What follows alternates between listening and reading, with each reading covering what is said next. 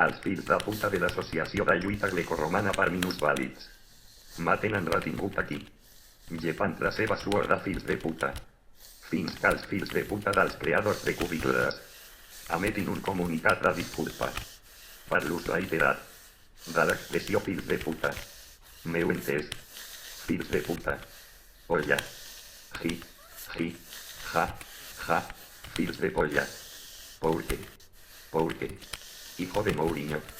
Espero que, com a molt tard, el proper dilluns 30, pugueu disfrutar del següent episodi de Cubicles. Porque, no ho sé.